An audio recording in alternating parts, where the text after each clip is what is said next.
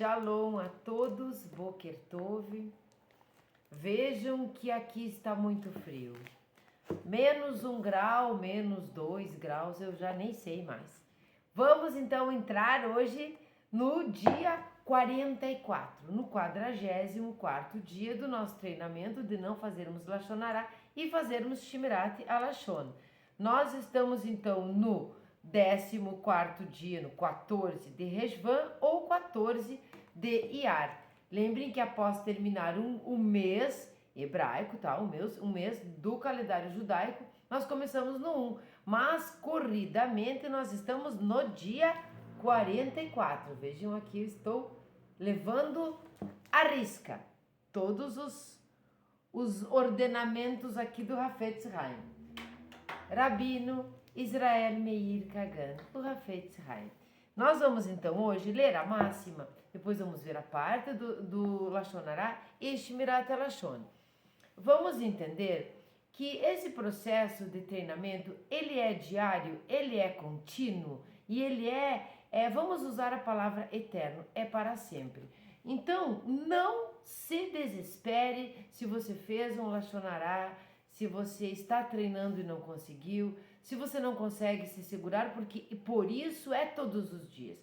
Por isso, após terminar os 178 dias, nós continuamos, né? Vocês aí na sua casa, nós continuamos todos os dias a rever os vídeos, a treinar novamente, sem cessar, sem parar. Ou comprar o livro para ter ali na sua mão e abrir um dia de cada vez. Como tudo na vida, para funcionar e dar realmente certo, é um dia de cada vez. Sem pressa, para não errar, né? Mas com pressa para acertar. Então nós vamos ler a máxima do dia 44 de não fazermos Lashon Hara e fazermos Shmirat HaLashon.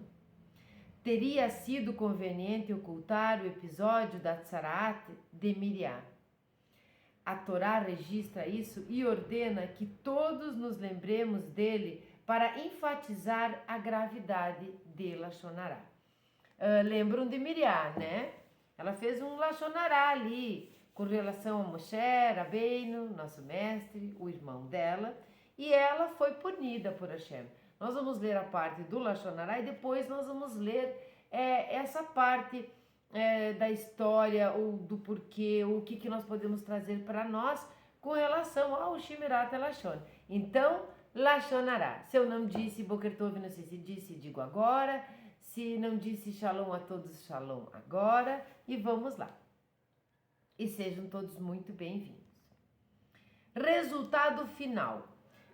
Bom, como de praxe eu esqueço, mas nós vamos lembrar que nós estamos na terceira parte. Nós estamos na sessão 2 da primeira parte. Não é a terceira parte, é o terceiro bloco de dias. Nós estamos na sessão 2, que significa sobre a fala criativa construtiva.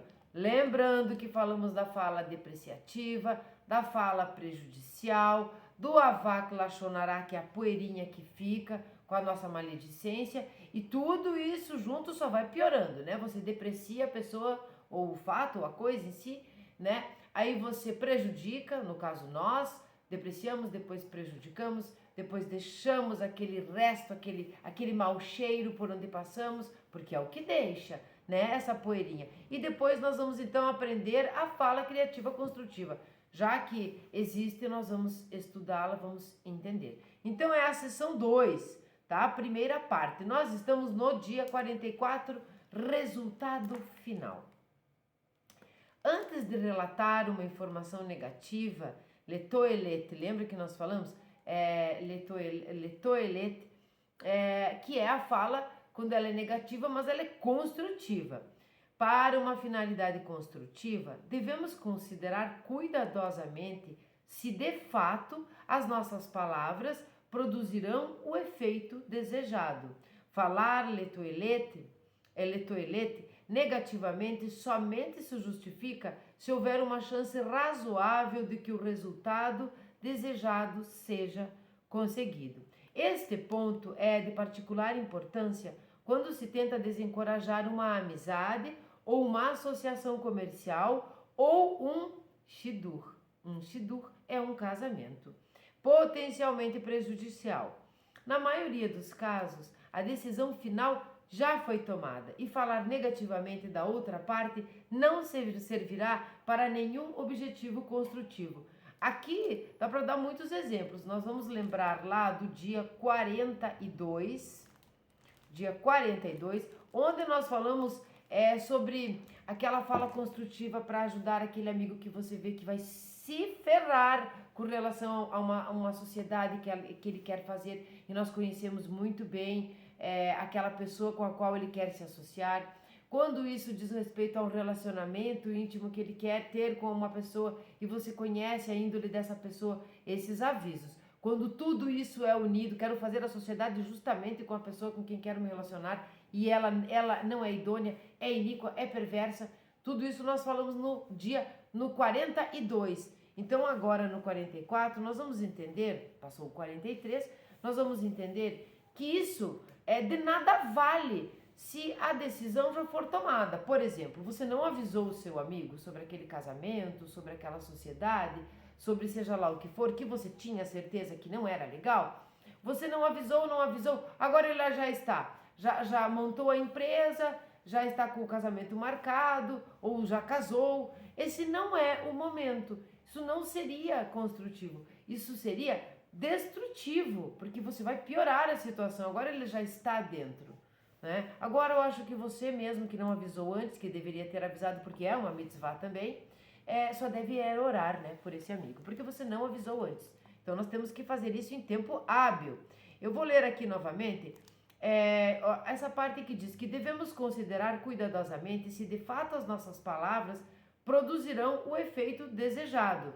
Então, medir, né? Aqui é bem importante o pensamento, fala e ação, porque nós vamos pensar muito bem, nós vamos racionalizar, nós vamos entender bem aqui, através do quê? Através do nosso discernimento e do nosso bom senso, se as nossas palavras vão realmente ajudar num resultado melhor, ou se vão só atrapalhar. Então todos vão perder.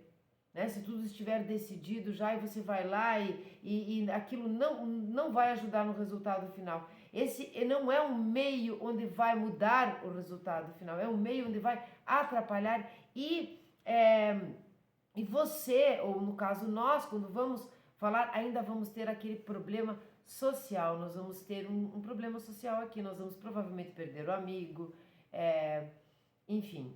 Não tem resultado, não vai dar um lucro espiritual, um lucro social, alguma coisa boa. Esse lucro, essa palavra eu quis dizer no sentido não é vantajoso. Você não vai ajudar? Vamos naquela máxima do que quem não ajuda, não atrapalha. Então é nesse sentido. Agora nós vamos ver a aflição de Miriam. Ele vai explicar como... para nós entendermos bem o quão é importante Shmirat Lashon. E realmente é importante, porque às vezes nós vemos pessoas como ela, tão importante, ser punidas. E quem somos nós para não sermos punidos ao fazermos um Lashon Hará? Então, vamos para o Shmirat Lashon. A aflição de Miriam. A Torá relata em Bamidbar 12 que Miriam criticou o seu irmão Moshe por não viver com sua mulher depois que a Torá foi entregue ao povo judeu, por seu intermédio. Miriam não percebeu que um homem com a humildade e o desinteresse de Moshe não teria feito isso se não tivesse sido ordenado a permanecer no estado constante de prontidão para receber a profecia. Aqui, antes de eu continuar, eu quero que fique claro que neste caso de Moshe Rabbeinu, lembram quando ele ficou, deixa eu marcar aqui onde está, quando ele ficou com a face iluminada, né, resplandecente, era um fogo, uma luz que saía do rosto dele quando ele desceu do Sinai. Nós não estamos falando de seres humanos comuns, de seres humanos como a maioria das pessoas, o homo medium, como se diz no direito. Aqui nós estamos falando de um ser, não é que ele seja superior aos demais, mas é um ser elevado, que estava em prontidão para receber a profecia. Este rosto iluminado significa que toda a alma animal, que todo o nefesh dele estava subjugado pela sua alma divina e que toda a sua energia criativa, entre aspas, e a sua energia com relação a Ruach estava na direção ascendente, a sua energia estava subindo, estava elevada, ele estava utilizando isso acima até do seu próprio intelecto, e não a energia utilizada para nefesh e tudo mais, para baixo, e sim para cima. Quando isso acontece com o ser humano, é como se ele estivesse aqui unicamente para nos orientar, né? Ele é um ser humano evoluído, cumpriu as suas missões terrenas, não é? Então, se falando de uma reencarnação, talvez nem reencarne, não sabemos, mas já é um praticamente iluminado. Esse é o Luzinha. O não dar atenção à sua esposa, isso não significou uma irresponsabilidade, uma negligência dele, mas a sua missão. Então, ele teve, ele fez, esse é um preceito, né, de se casar, de ter filhos, e aí ele se direcionou à sua missão. Isso tudo é divino, isso tudo é propósito de Hashem, nada está errado aqui. Então ela foi, nesse momento, faladeira, ela não compreendeu isso. Isso que ela era uma mulher grandona. Bom, por conta disso, Miriam foi punida com Tzaraat e subsequentemente ela foi curada pelas orações de Moshe. Sabemos que simplesmente Moshe pediu cura a Hashem, né? Às vezes a gente quer fazer rezas, orações para cura completa, plena de alguém. Ele foi muito sucinto, cura. Ele pediu a cura, simplesmente. Mas ele não era qualquer um, ele era Moshe Rabbeinu, ele era iluminado, com certeza, ele estava quase que pronto. Quando nós falamos que um ser humano está quase que pronto, né? Quem sabe para ser um anjo? Bom, Moshe era realmente evoluído. A sua oração salvou, curou Miriam, né? Curou, foi um mérito de Moshe.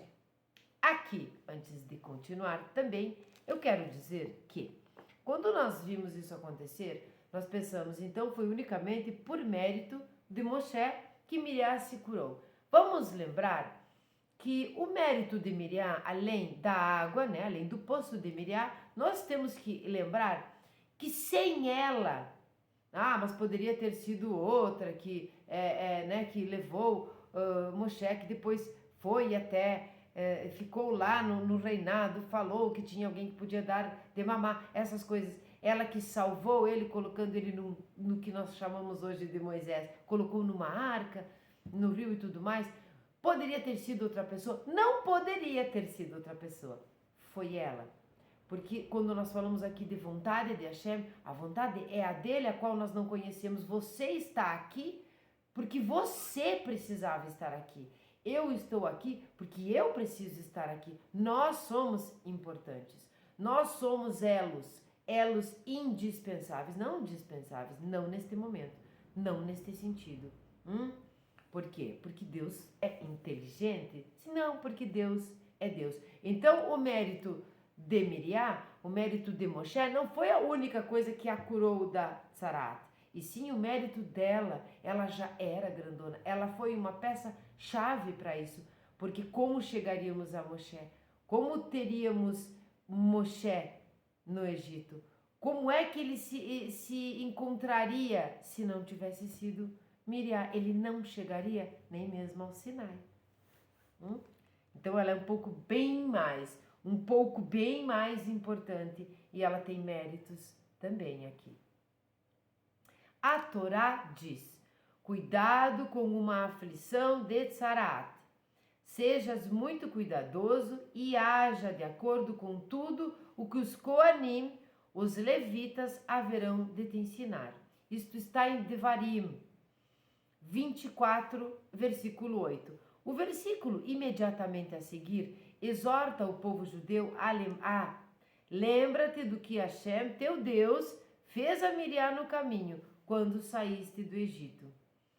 Vamos entender uma coisa assim. Se ela, que era ela, que foi uma peça-chave para a entrega da Torá até mesmo, para todo o processo desenrolar da história, e foi punida. Então imagine eu aqui que estou sentada e não fui peça-chave para coisa nenhuma. Ou você que está me assistindo, ou nós de uma maneira geral. Então nós não temos que fazer Lashon Hará. Porque se ela que é ela foi punida, Moshe que é Moshe foi punido não entrando na terra prometida, imagina nós. Mais um motivo, um exemplo para nós fecharmos a nossa boca, guardarmos a nossa língua. Bom, o Sifré comenta, porque esses dois versículos estão justapostos para ensinar que Miriam foi punida com Tzaraat, somente porque ela falou Lashon Hará. Então é por isso, tá, que eles estão justapostos para ficar como exemplo. É um Kol Vahomer, com mais razão ainda. Isto é que significa Kol ou Kal Vahomer. Se Miriam, que falou contra o seu irmão mais novo, foi punida com tanta severidade, então quanto mais não será punido aquele que falar contra alguém maior que ele? Alternativamente, se Miriam, cujas palavras foram ouvidas somente por Deus, bendito seja ele, como está escrito, e Hashem ouviu, está em Bamidbar 12:2, foi punida tão severamente, tanto mais será punido aquele que difamar o seu semelhante em público. Quando diz aqui em público, nós vamos lembrar que quando Moshe admoestou o povo em Devarim, quando ele quis aludir cada lugar, cada passagem, lembrá-los, porque eles já estavam fora do deserto, estavam quase entrando na terra prometida. Ele quis lembrá-los, admoestá-los, criticá-los. Ele fez de forma delicada, bondosa, generosa e inteligente, porque ele era grandão, para não envergonhar, para não diminuir aquelas pessoas, né, do pecado dos espiões, do pecado do bezerro de ouro, de todas as coisas. Ele os lembrou disso, os admoestou, e aqui entra a ideia de que o resultado era construtivo, foi construtivo, entende? Então nós não precisamos envergonhar uma pessoa, envergonhar um filho, envergonhar um amigo, envergonhar quem quer que seja, quando nós vamos criticar, né? Nós podemos fazer isso em particular, não em frente às pessoas, não em público. Esta é uma mitzvah, esta é uma proibição aqui do Hafetz Haim, de não fazermos Lashon Hará, é de não envergonhar as pessoas. Isso é um pecado muito grave, porque nós não sabemos como essa pessoa se ela é mais sensível, menos sensível, e mesmo que nós soubéssemos, mesmo que ela não levasse isso a mal, nós não temos esse direito. Então você puxa de canto, você chama o seu filho, seja lá quem for, que você gostaria de dizer construtivamente, admoestar aquela atitude que não foi boa, puxar a orelha e tudo mais. Nós não temos o direito de envergonhar o semelhante. Por isso a Torá é alicerçada em coisas muito simples, em amar o próximo como a si mesmo e fazer para o outro aquilo que nós gostaríamos que fizessem para nós. Então, consequentemente, não fazer aquilo que não queremos que façam para nós. Não façamos nós, não sejamos nós aquelas pessoas que diminuem, que entristecem, que magoam o outro só porque ele errou, como se nós nunca tivéssemos errado, né? Bom, o Ramban comenta, aqui eu quero deixar claro que este Ramban aqui não é o nosso querido Maimônides. Este é o Ramban com Nun, com N no final. Ele é Narmânides. Narmânides é contemporâneo, um pouquinho, na verdade, depois de Maimônides. Bom, o Rambano Narmanides comenta com este versículo: somos ordenados a relatar o episódio de Miriam aos nossos descendentes. Aqui é muito importante. E que o façamos saber às gerações futuras. Teria sido conveniente ocultar este episódio para não falar das desgraças dos justos. Porém, a Bíblia ordena que a divulguemos e revelemos, para que fiquemos bem cientes da proibição de falar maledicência, que é um grande pecado e provoca muitas infelicidades.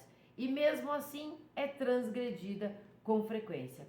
Olha só, contar a história de Miriam é como contar a história da Arca de Noé, é como contar a história de Avraham Avinu, é como contar a história dos irmãos Yaakov e Esav. É assim. Então as crianças, por exemplo, vamos dar um exemplo das crianças, vão conhecendo, vão sabendo, nesse caso aqui, a gravidade, conhecendo a história de Miriam, sabendo quem ela era, é que nós não devemos fazer Lashon Hará, porque se ela foi punida, como seria então conosco se nós fizéssemos Lashon Hará? Isto vai sendo o ensinamento de geração após geração. E o que é que nós temos com isso? Nós temos com isso com que não só a tradição,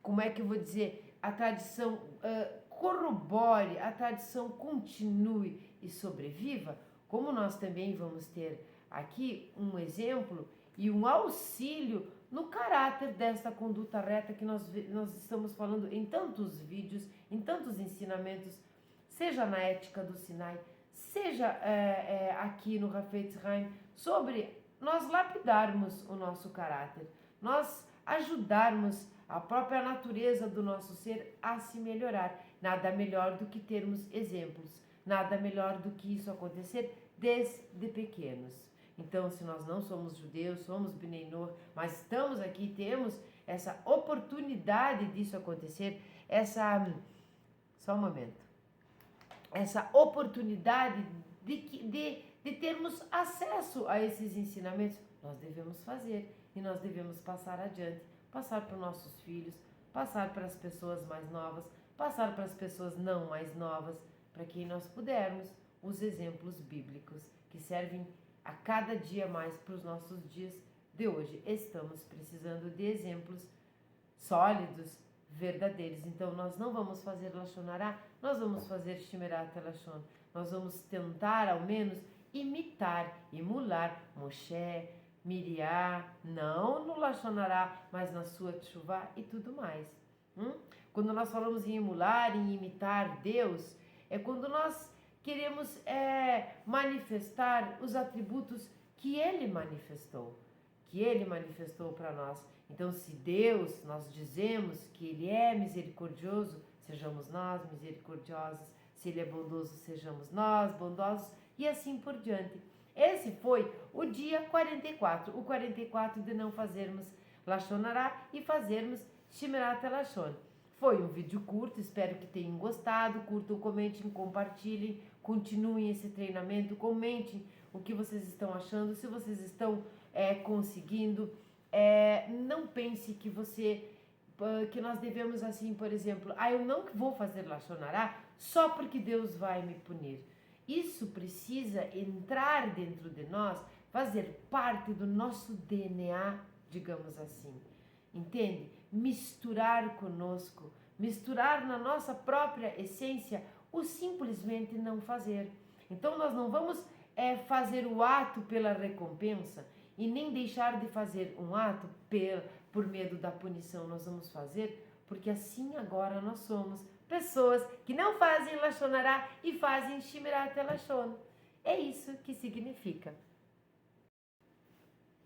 Eu precisei dar um pause aqui, vocês não veem, mas eu dei um pause. E agora nós vamos ler o Salmo, para finalizar, o Salmo 12. Eu gostaria de lembrá-los que este vídeo, talvez ele saia no dia de 9 de Av, talvez ele saia um pouco antes, um pouco depois, eu ainda não sei. Então, eu gostaria de dizer para vocês que com relação ao jejum, com relação a toda a tradição, às 25 horas sem comer e sem beber líquido, ou algumas outras coisas muito da tradição, como dormir no chão, como fazer um netilat daime apenas com as pontas dos dedos, o que não é difícil aqui no Rio Grande do Sul, porque está tão frio que a gente nem tem vontade de lavar as mãos inteiras, né? Então você vai lavar só a ponta dos dedos, e muitas outras coisas, não sentar em cadeira, sentar no chão, realmente não ter nem mesmo água, não tomar banho no dia de 9 de ave, não passar perfume, não escovar os dentes. Todas essas coisas são tradições judaicas, não são tradições que vieram antes. Todas as coisas que aconteceram após, né, não após o dilúvio exatamente, mas após o povo judeu estar formado, então os acontecimentos, os desastres, a destruição dos 2 templos, o próprio holocausto que aconteceu, todas as coisas ali em 9 de ave que aconteceram, não são Bnei Noach, são acontecimentos que aconteceram com o povo especificamente judeu. Então, o que eu quero dizer com isso? Que nós não temos a obrigação do jejum. Quando nós temos várias mitzvot, né, dentro das 7, nós temos aquelas 7, depois nós temos as informações sobre as 7 leis, mas nós queremos fazer mais, nós podemos, aí sim nós devemos, porque se você fizer um jejum de 25 horas, seja em Yom Kippur, seja em 9 de ave, você não deve no próximo ano não fazer ou fazer menos. Então vá com calma, é um conselho que eu estou dando aqui, vá com calma. Nós não somos pessoas fortes e acostumadas a grandes jejuns, e o jejum precisa ser uma sacudida na pessoa e não simplesmente um fato como se fosse uma dieta, um jejum intermitente. Não é esse o objetivo. O objetivo é espiritual. O objetivo é um luto com relação àqueles acontecimentos. Então nós precisamos ter bom senso neste momento. Você quer fazer um jejum, você não vai estudar a Torá no dia 9 de ave, né? Nós não estudamos, isso é uma regra bem importante. Não estude, então.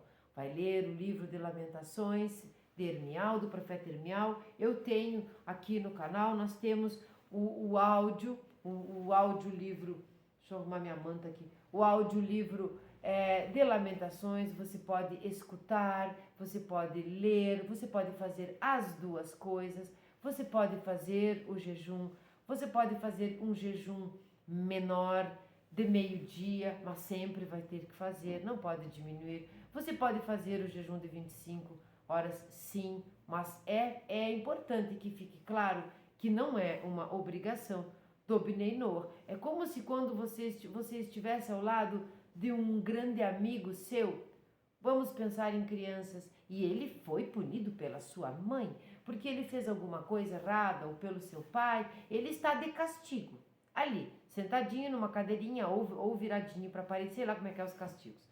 Eu não faço isso. E você está ao lado dele. Então a mamãe disse para ele, você vai ficar sem sobremesa. E você, como um amigo, como um companheiro, como nós, Bnei Noach, um braço direito para o povo judeu, você fica ao lado desse amigo. Então eu também não como sobremesa. Então eu também vou fazer jejum. Então eu também não vou tomar banho. Então também eu vou ficar de luto essas 3 semanas que aconteceram. Então eu também vou me abster daquilo que é tão mundano que eu posso ficar sem neste dia, neste momento. E lembrar que este momento também é direcionado no judaísmo a entendermos que talvez, por que não, seja o dia do nascimento de Mashiach. Quando nós falamos de um homem ungido, nós vamos precisar saber que nasceu neste dia. Mas quando nós falamos de um conceito de Mashiach como uma grande unção, como um conceito, sim, ele já nasceu no dia hoje, 9 de ave. Ele nasceu. Ele nasce todos os anos, até que nós mereçamos, até que a casa esteja arrumada, para que ele realmente chegue. E é isso que nós esperamos, tanto Bnei Noach quanto os judeus, muito mais, obviamente, os judeus. Então tenha bom senso, não se preocupe, não fiz isso, não fiz aquilo, não consegui, bebi uma água, não tenho condições. Pessoas que não são acostumadas a grandes jejuns ou a grandes abstinências de outras coisas do dia a dia, pode ser que tenham problemas. Isso não é para deixar a pessoa não saudável, para a pessoa ficar doente. Não é para isso, é realmente uma sacudidela, é um choque de realidade das coisas que acontecem. O livro de Lamentações é um livro maravilhoso, eu aconselho que vocês escutem no canal, que vocês leiam, quem não leu, porque estamos no começo desta caminhada Bnei Noach, e entendo que ele é muito atual, muito atual. Nós vamos ver ali o relato de Ermial, principalmente quando vai da metade para o final. É um povo roubado, assassinado, assimilado, estuprado, exilado, coagido, humilhado, e nós vemos essas coisas acontecendo no decorrer da história. Então, se vocês fizerem o jejum, né, não sei que dia esse vídeo vai para o ar, se vocês fizerem o jejum, então que tenham todos um jejum fácil e difícil. Nós precisamos ter o fácil e o difícil, que você possa fazê-lo sem problemas, mas que seja difícil, que seja para você parar, se concentrar, pensar, rever a sua vida. É para isso que serve hoje, nesses dias. E vamos orar para o terceiro templo, que sim, este será para ficar. Então, se fizerem o jejum, tenham um jejum fácil e difícil. Se tudo correr bem, que bom, comentem aqui embaixo se vocês vão fazer o jejum e as outras coisas. Eu tive uma mensagem que dizia assim, que nós somos, que essa obra inacabada, essa obra que nós temos, que nós não precisamos terminar, não temos obrigação, que esta obra seria a nossa reforma. Eu gostaria de dizer aqui que não me agrada nada dizer que nós precisamos nos reformar, é uma reforma íntima. Mas isso é particular meu. Eu penso que nós somos uma obra inacabada?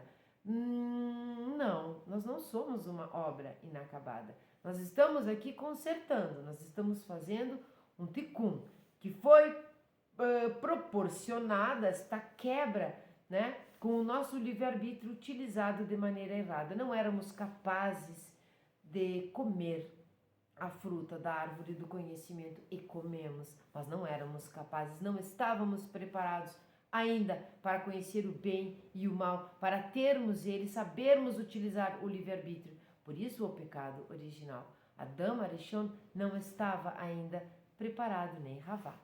Então, eu penso que nós não temos que fazer uma reforma, nós estamos nos construindo, nós não somos uma obra destruída, um templo destruído. Nós temos os 2 templos destruídos, mas nós temos o vislumbre de um terceiro templo que não será reformado, será construído. Então aqui nós fazemos o tikkun, aqui nós nos consertamos, aqui nós nos construímos.